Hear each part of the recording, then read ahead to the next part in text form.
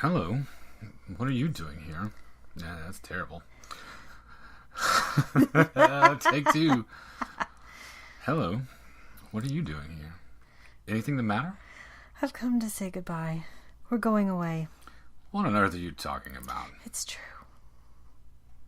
I won't whisper. It's true. We're going now, and I was afraid I wouldn't see you again. Where is she taking you to? New York. I don't want to go. I shall hate it. I shall be miserable. I'll dress in here. I shan't be long. Which would you prefer, New York or Manderley? What's the name of the house again? Which would you prefer, New York or Manderley? Oh, please don't joke about it. Mrs. Van Hopper's waiting. And I'd better say goodbye now. I repeat what I said. Either you go to America with Mrs. Van Hopper, or you come home to Manderley with me. You mean you want a secretary or something? I'm asking you to marry me, you little fool.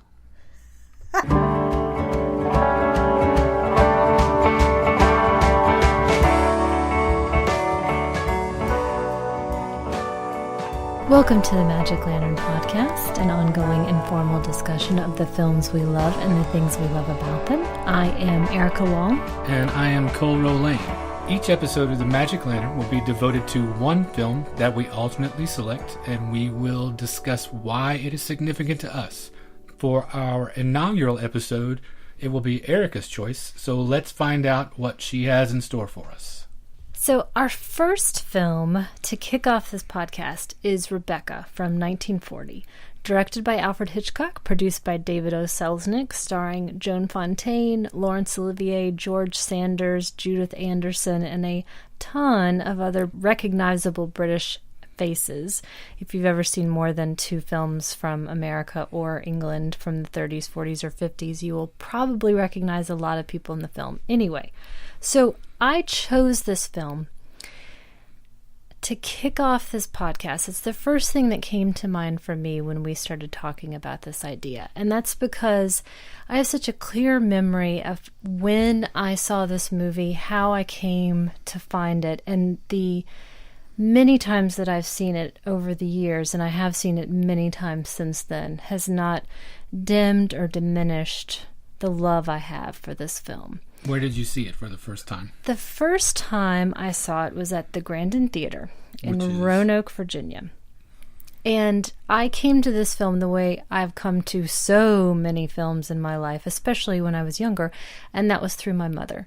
She loves this movie, and she happened to see in the paper that they were hosting this revival of the film, and she took me to see it. I was 10 years old. I was really excited. It was my first revival in a theater, my first black and white in the theater, my first big screen experience of anything like that, outside of maybe Disney films, I think, from being a younger viewer. What was the Grandin Theater like? It was... I hesitate to say it was a movie palace because it was a small Roanoke, Virginia version of a movie palace that we couldn't really afford to have there. So it was a holdover. It's been there for a long time and is still there. Please go. If you're anywhere near the area, go visit them. I remember walking into the lobby, and it was all of these things that I'd been seeing with my mother through the years kind of come to life. They had the old movie posters and stills, and things seemed to be sort of black and white and deco, and I'm not sure if they actually were, but that's my memory of walking into this theater. And the other thing that struck me was that the movie itself was on kind of a smaller screen than I was used to, not those big multiplex, large screens. So it felt like a really intimate experience. It was more like being in a black box theater for me than it being in some sort of big, large, impersonal space. And so it was just us and a few other people. I don't remember it being attended by a big audience, and that felt really special and exciting to me. I was 10. It was a big, fun night out that nobody else in my neighborhood was excited about doing, but I was because of my mother. So I have a lot of memories about this film and how I got wrapped up in the viewing of it, and I fell for every moment of it, hook, line, and sinker. And There are a lot of things that I want to talk about theme-wise and performance, but first I want to hear, do you have a specific memory about watching this the first time? I wasn't lucky enough to see it in a theater the first time. I came to it on home video the first time, and it was early on in coming to Hitchcock for me. I had only seen probably Psycho and Strangers on a Train at that point, and this was so distinctly different from those two that it felt a world away from anything that I associated with him. This felt much more like a ghost story, a sort of gothic ghost story minus elements of the supernatural, I guess. The other major difference would be that I was much older than you were the initial time I saw it. I was in my early 20s, so I am curious about what it felt like to a 10-year-old. What did you observe, and how did it feel? What did it leave you feeling like when you left the theater that day? Well, it's changed a lot for me. I think that's a good thing. When I first walked out of the theater, it was that shock of walking back into daylight from a black and white experience, which still is fun for me and still is shocking. How much then and now I could fall so deeply into the tone of the movie. And the tone is really significant with Rebecca. Like you mentioned before, Gothic is the thing that stands out to me. I was a young person. I was watching a very adult story. There's nothing young, or even to me now, though it didn't seem like it then, I don't find that it's a romantic film. Oh, not at all. Which I did then. And so what does that say about, was that my age? Was that being an impressionable person thinking, oh, at surface, it's a young woman falling in love with an older man, falling into this life that she has not created for herself.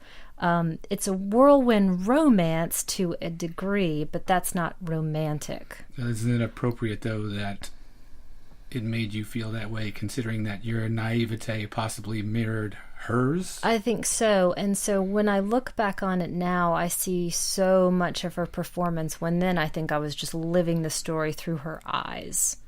I was experiencing it as she was. And I had that immediate sense of being so swept up in the story and the location, even though it's not really filmed on location, but so swept up in the story and Manderley itself, and how powerful and forceful Laurence Olivier and then Judith Anderson are. So, not to belabor what I thought about it as a very young person, but what occurs to me so much now is that question, again, back to, this is not really a romantic film, but if you look through other reviews or other writings about it, romantic is the word that gets thrown around most, actually, but I won't argue with that necessarily. But one thing I did want to ask you about, when you watch it now, or when you watched it then as a 20-year-old person, did it seem like love to you? Oh, not at all. Okay. Not at all. I felt sorry for her most of the time. There are one or two instances when she starts to assert herself that you can really root for her. But for the most part, it's kind of a pathetic performance. I mean, and it's intentionally so. She does an incredible job with the hunched shoulders and seeming so mousy and easily led and easily manipulated. But no, it definitely did not seem romantic at all. Why do you think that occurs to so many people? Just watching it at a surface level? Absolutely. It's so grand, for one thing. Yes. Is probably the thing that people are responding to the most. When you just look at the components of it, it's a classic template for a romantic story. Rich widower sweeps young innocent girl off her feet, takes her back to the estate where they will live happily ever after, ideally. But that's completely ignoring all the very specifics of this, all the very specific circumstances of this story. Something that just occurred to me is the idea of marriage equals love. I think that's another shortcut that many of us might have taken watching the film again. And, oh, well, he's proposed to her, therefore love. And it's not about that whatsoever. And I think that idea, again, blowing apart the sense that it is a romantic story, I'm read the book many years ago, so I'm sure I don't have an extremely faithful memory or accurate memory of it, but I think in the book it's much clearer that it's a colder situation that she's walking into. It's not, we're in love with each other and everything's going to be great. So I think the book really spells that theme out pretty clearly. And then there also have been other versions of it, some of which I've seen. And one particular version was a BBC television version. And the age difference in the characters was pretty significant. And I think that makes it a little bit clearer. It brings out her issues with her dead father, and she's a little bit more of a caretaker. And so I think that the book and these other adaptations of the story really highlight those complicated relationships, those complicated themes that the film might gloss over a bit. And the film diverges from the book in a couple of significant ways, and here's where the Hays Code starts to rear its ugly head. The Motion Picture Production Code, otherwise known as the Hays Code, named after its first enforcer, Will Hays, former Postmaster General and former Republican National Committee chairman, began in 1927, at which point it was still voluntary, and it didn't really get serious until Joseph Breen, rabid anti-Semite, was appointed in 1934, and Breen was a serious hardliner. Among the things that were not allowed in any Hollywood film produced from 1934, technically until 1968, when the code was retired in favor of the first MPAA rating system, were things like no profanity, no nudity, Bummer. No illegal drugs, Damn it. no white slavery, specifically white slavery. But regular slavery. Of course. Okay. No problem. Yeah. Hey, D.W. Griffith. Actually, which was pre-code, so no problem. Yeah. No interracial relationships. No venereal disease. No scenes of childbirth. No ridiculing clergy.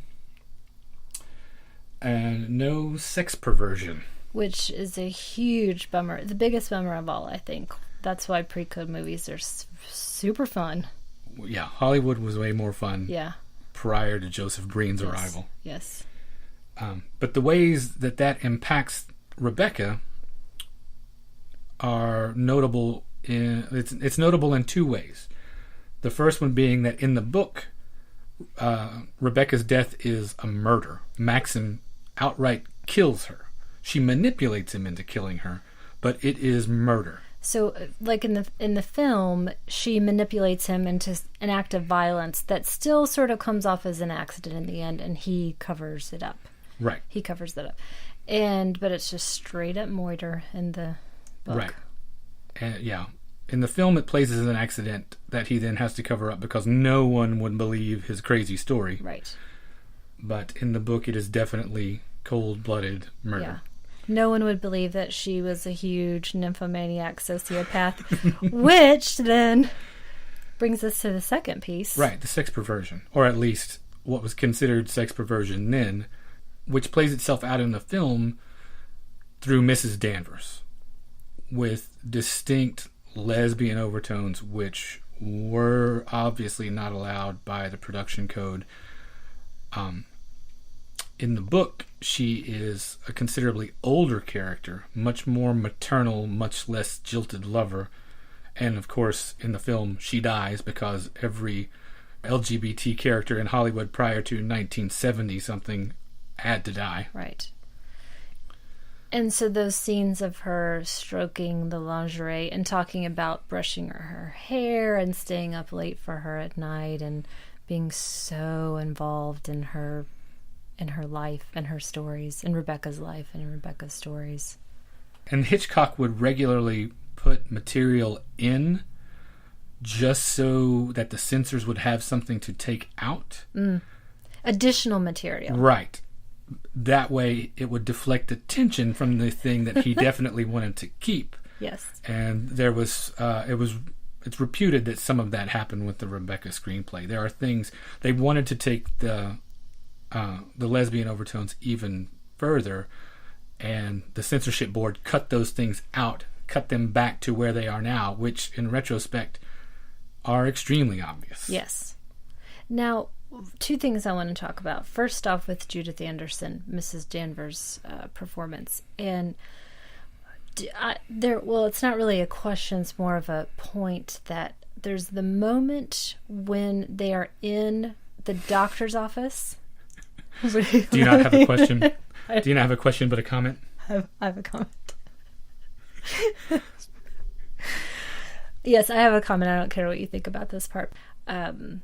So focusing on Judith Anderson's performance for a second and the overall character of Mrs. Danvers, I think there have been so many parodies since then that take the easy route of making Mrs. Danvers look like a wild-eyed lunatic through the whole film. But there's one moment that's my absolute favorite for her character, in which she is completely caught off guard, that she doesn't know something that Rebecca had done, and that's such a human moment, and I think it gives the lie to that concept that she's just crazy throughout the whole thing. I think it's that moment where she breaks, definitely, but I love that soft human moment for her. I think it's such a rounded performance, actually. So, do you have any sympathy for Rebecca as a character? My first response is no. No, actually, no, yes, maybe. As an adult, that she clearly couldn't live the way she wanted to, whatever that was. I don't know exactly what Rebecca's pathology was. I made a joke earlier, sociopath and nymphomaniac. I have no idea. She could have been asexual, pansexual, which I also wonder about George Sanders. But going back to Rebecca, I don't know what her pathology was, but she clearly wasn't happy in this role that she was born into. And I don't think any choice afterwards made her happy. She couldn't love anyone, possibly. That's a question. I don't know. So I have some, I can't say empathy. I don't know. Is it sympathy for her? I don't know the answer to that. I hope it's not a little empathy. bit. Yeah. Because I don't want to live here with a loon. I too. So, which your Mrs. Danvers point made me think of that, Yes. because the question I have after that is, then, did she manipulate Mrs. Danvers the most of all? At 100%. Yes. Oh, well, that problems Done. wrapped up. Case closed. Marked. I don't need any further comments about that. I think so. I think Mrs. Danvers had the clearest idea, she thought, of who Rebecca was, and just thought that she saw her completely as herself. And then finds later this big key piece of information that completely breaks her world apart. Well, I'm going to ask you the same question. Do you at any point have sympathy for Rebecca? Or empathy, for that matter? Neither one. I think she was a terrible person. Yes. From all indications. I think if you made the film today, it would be Gone Girl, and everyone in it would either be... Spoiler alert, I still haven't seen Gone Girl. Whoops. Everyone in it would either be a terrible person or a complete sociopath. A murderous sociopath. I don't feel any empathy or sympathy for Rebecca's character, and I agree, she absolutely manipulated Danvers the most of all. If only because of the amount of time they spent together. If only because the cumulative quantity of manipulation made it so thorough that the only way to escape it was the grave. I mean, truly, I think if Maxim had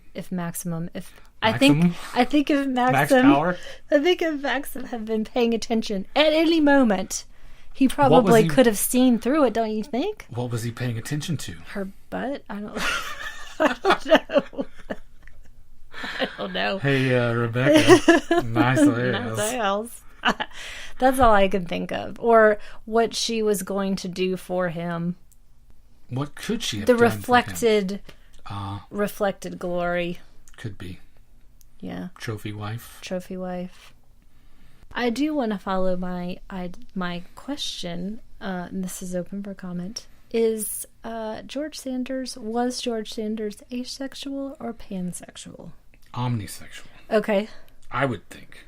No, I'm not worldly enough to know the difference between pansexual and omnisexual. Well, pansexual is not limited in sexual choice with regard to biological sex, gender, or gender identity. Okay. Whereas omnisexual is characterized by a diverse sexual propensity. Nailed it. Yeah. He would... Omni. Doesn't matter. No rules, just right. Yeah. That's Sorry, why, Outback. Yeah. That's why I would still bang him. Right. If he were alive. He'd show you a blooming onion. I don't even know what that's supposed to mean. Look it up on Urban Dictionary. Oh, don't dear, do that. Don't do that. Don't do that. Okay. I want to switch gears a little bit and talk about the direction itself and Alfred Hitchcock and some notes that I made. Coincidentally enough, Hitchcock is an excellent choice for us to kick this off with this month because it's also Hitchcock's birthday. Oh, I didn't realize that. Yeah, okay. August 13th. Maybe I did know that. Is his birthday. Fabulous. And he would have been 116 years old. My goodness. So happy birthday, Alfred Hitchcock. Wherever you are. Sorry about the bloomin' onion. You were saying. I was saying. I don't remember what I was saying. I was talking about direction. Right. And some things that occurred to me in the last time that we saw it, where I was really trying to pay a little bit more close attention of choices and people and performances. The things that occurred to me are how often he's using medium close-ups. So for me, it really emphasized how there were very few times in the film where people were actually close together, physical proximity. For the most part, they had a great amount of space between them, and I really enjoyed seeing that. It underscores how every single relationship is chilly and distant, and in fact the only intimate moment, or the most intimate moment I should say, shot in a really tight close-up, is the scene where Danvers is whispering in her ear, trying to convince her to jump out of the window. Yes. And it's the most seductive moment in the entire film. Well, besides when she's fingering Rebecca's panties all over the place. Or was that just me? I don't think that was intended to seduce as much as intimidate. Okay. Or as much as she didn't know anyone else was in the room. Okay. Or didn't care. Okay. And there's something that I had read, and I think actually my mother was the person who told me this, and this could be entirely apocryphal, but it is in various production notes when you go on the wiki page and the IMDb page, that to get that performance, to quote unquote get that performance from Joan Fontaine, Alfred Hitchcock told her that everyone on the set hated her. And she was not first, second, third, fourth, or fifth choice for the film, that she was terrible, that she was doing a terrible job. There was something about her birthday happened, and I think that he had everybody forget or put the wrong name of the cake. I could be making this entire thing up, but I have some memory about it. Hang on a second. Are you telling me that Alfred Hitchcock in any way mistreated his lead actresses? No, I wasn't there, but there have been stories. Well, Olivier wasn't too keen on her either. Right. Because he wanted his wife, Vivian Leigh, for the part. And she was even screen tested. And she was so inappropriate for the role that when George Cukor saw the screen test, he literally howled with laughter. It was so off the mark that it was unbelievable. One of the most beautiful women ever is going to play the part of this mousy little nothing. Well, Joan Fontaine's no slouch. No, but she does a great job of hiding that and cowering in, and I can't imagine Vivian Leigh hiding her light under a barrel. Neither could George Cukor. Yeah. Yes. So, maybe the manipulation wasn't manipulation so much as straight up telling her the truth, at least from Laurence Olivier's perspective, that he didn't want her there. Yeah. He never treated me that way. No? No. What film were you in with him? Well, one time Larry said to me, I've never told you. I can't believe I've never told you this story. No, I didn't know this. When I was young, because I think he died when I was 18. Okay, so what were you 14 or 15? Oh, 10 or 11. 10 or 11. Little. Okay, young. Little. One summer I went to Larry Olivier's Little Thespians camp. Right. And he pulled me close, and he said, "Real close." Whoa. He smelled like lilacs. Whoa. I think so it was those just, stories are true, I think too? it was just his handkerchief. Okay. He said, "Son," he thought of me like a son. I can't believe I've never told you this story. I can't believe it either. He said, "Never forget, whenever possible, wear a fake nose." That is so true. That is so true. When you put on the nose, you feel like a completely different person. Yes. It's very freeing. Yes. Ask, was it Jose Ferrer or Bill Ferrer who was in, both. Cyrano? Why not both? Okay. Ask them. They know what's up. Right. They know the score. So, we were talking about Laurence Olivier. Right, because up to this point, we've been gabbing about Rebecca this whole time, and we have not talked about Sir Laurence Olivier. Right. Pretty big deal. Pretty big deal. I thought he was pretty handsome when I saw this. He's an effete and impudent snob. Okay. All right. I don't think I knew the word effete when I was 10. But maybe if I had, I would have said, "Oh, Laurence Olivier." Right. To a T. No, I have nothing against the man. Overrated, you think, in general? No, certainly not for the stage work that he did. Okay. He was just always a little stiff for me. Okay. In the film work, which in this case works fine. Works really well. And another thing about the direction and acting choices, the thing that stuck out to me was he never quite looks at her when he's talking to her. There are a couple of moments where, okay, maybe he's actually made eye contact. Otherwise, I just always envision it as he's kind of looking over her shoulder all the time. And she has to move around a little bit to get in his sight. And I think that works really well for this film, too. So, one thing that I think is maybe a little bit of a bone of contention for the two of us, the use of miniatures in the film.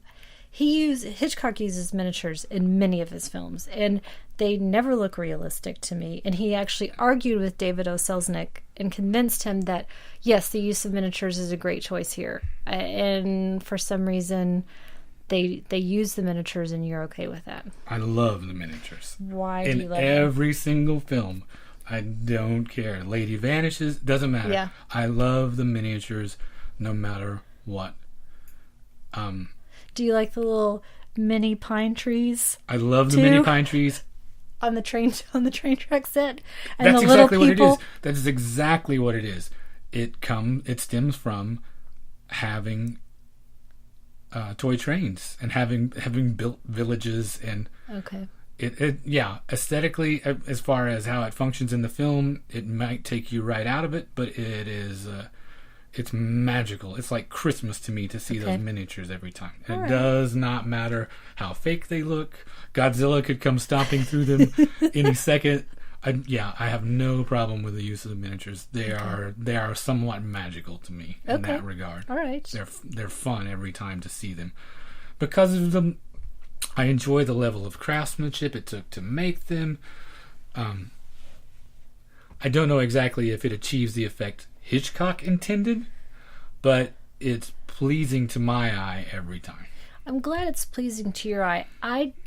Do you think it was pleasing to his? I really struggle with that because he was so exacting otherwise and would create techniques to make happen what was in his vision. I think I can't imagine he looked at that, or maybe I can't imagine he looked at that and thought, yes, that's exactly what I want, or that he thought, that's the best that we can do. No, I think it quite clearly pleased his eye, or he would not have left it in there. And used it in several other films, too. Okay. All right. Speaking of miniatures. Yes. And the house, we haven't talked at all about what a prominent character the house itself is in the film.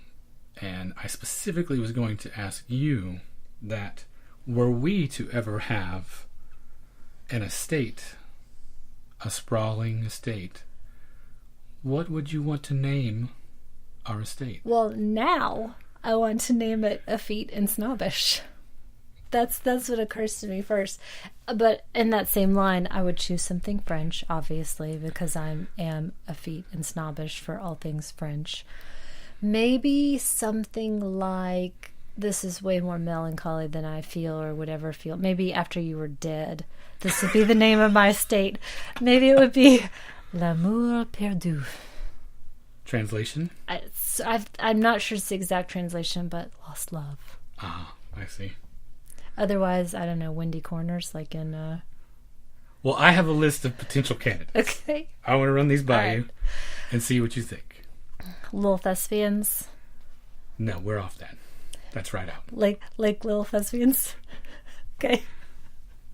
Go ahead. The Grassy Knoll. God.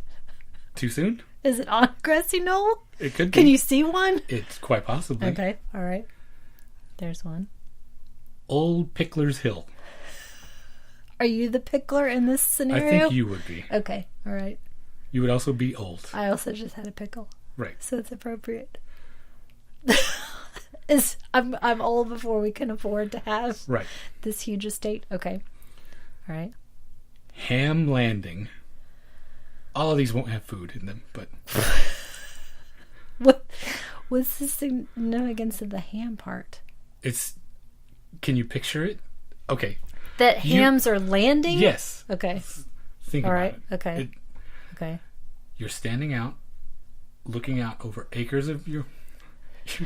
peering out over acres of your waving fields of alfalfa. Right. And what's that? Plummeting from the sky. A big ham? A ham? Is it wrapped up in foil with a little netting around it? It could be, but it probably wouldn't make as satisfying a sound as if it was just a ham. Okay. All right. Ham Landing. This week on Ham Landing. Charles Nelson Riley. Ham Landing. Had a very special episode of Ham Landing. Okay. Ham Landing. I'm not crazy about these so far, I have to be honest. How about Arvern Glebe? You don't even know what the hell that is. You don't have to. You just have to live there. Can that be our firstborn son, though? That we will never have? Could be. Narrow Bottom Steading. I like that one. I didn't like anything with bottom in the name. Now we're talking. Now, I gave you one, the name of my estate after your timely or untimely death.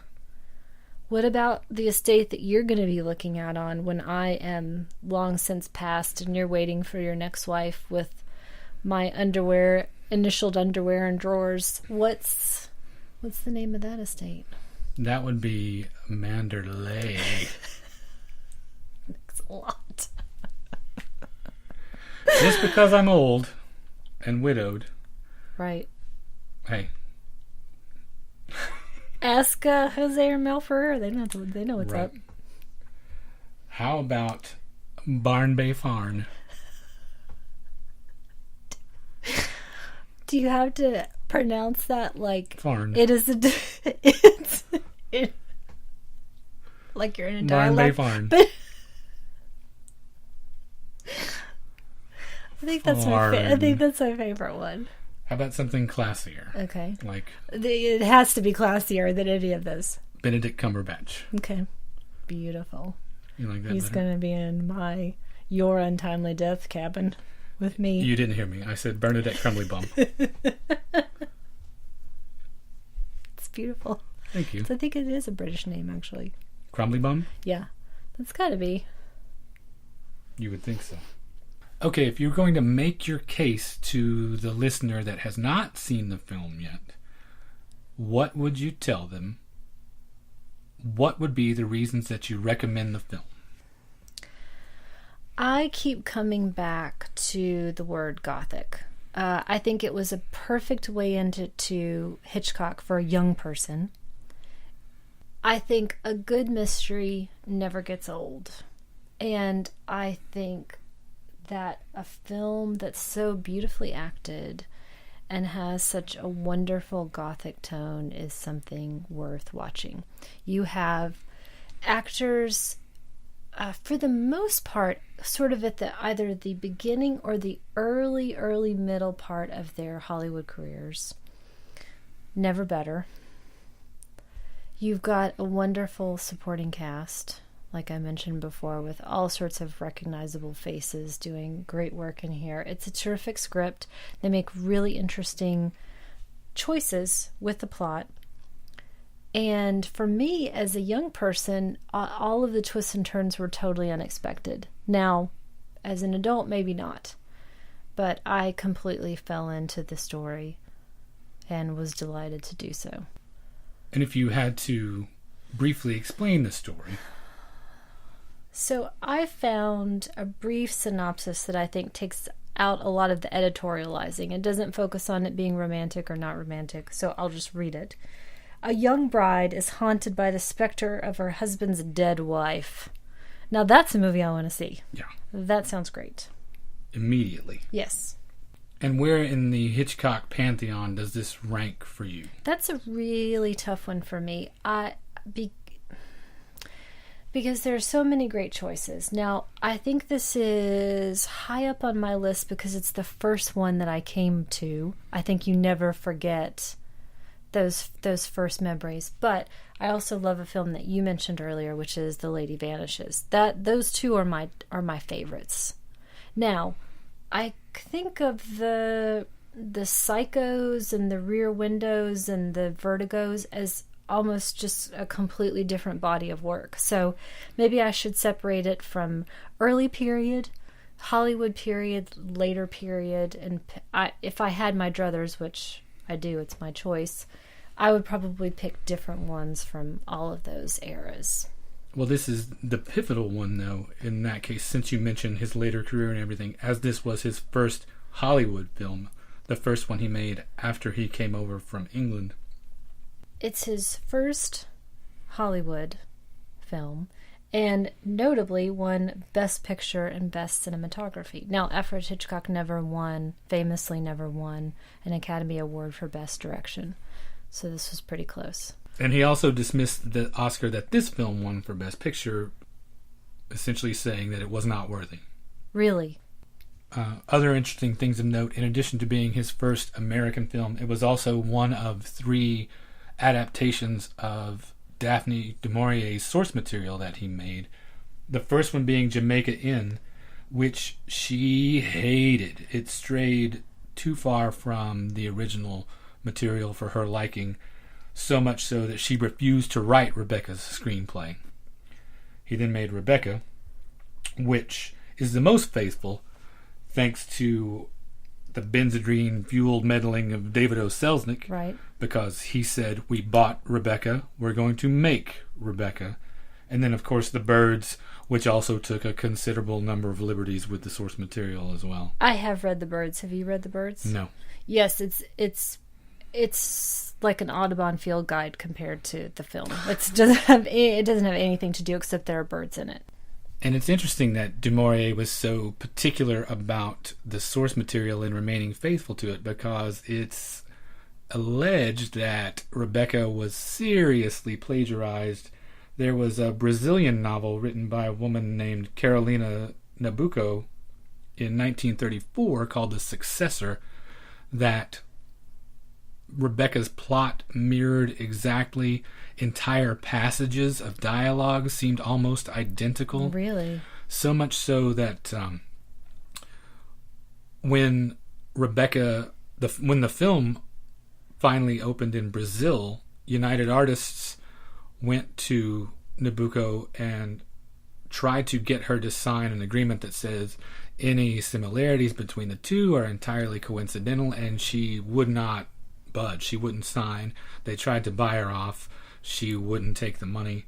So Du Maurier's got a little splaining to do. As we come to the end of the show, we wanted to leave you with some suggestions of places to go next. So we're each going to make one recommendation. This is difficult. I only want because... to do one. All right. Dang it. Because I of course went off on many tangents and chose different ones for different actors. And so I've got a whole slew of recommendations. But if you're telling me that I only have one, this is a lot of pressure, and I know I'm going to regret it the second that I say it. I'll think of 20 more. But I'm going to go back to one I mentioned earlier and say Go to the Lady Vanishes next. Even though it came earlier in the filmography, I love it. I want everybody in the universe to see it. So you are staying with Alfred Hitchcock for your recommendation, and I am going to stay with Daphne du Maurier for mine. My recommendation would be my favorite adaptation of her work, Nicholas Roeg's Don't Look Now from 1973 with Donald Sutherland and Julie Christie. It is a harrowing psychological thriller and one of the most incisive portraits of the grieving process that I've ever seen on screen. It's really fantastic. I think those are two great recommendations from a great film, and I really hope that this either got you excited to go find Rebecca yourself or got you excited to revisit Rebecca. That's what we hope to do with these podcasts. So thanks for listening to this first episode of The Magic Lantern. If you would like to get in touch with us, you can reach us via email at magiclanternpodcast@gmail.com. We have a Facebook page for the podcast at facebook.com/magiclanternpodcast. You can follow us on Twitter at lantern_cast. Feel free to tweet about the show, tell your friends, and you will be able to find all of our episodes, including other supplemental material and other things of interest at our website, magiclanternpodcast.com. Again, thanks for listening. I'm Cole Rolane. And I'm Erica Long. And this was the Magic Lantern Podcast.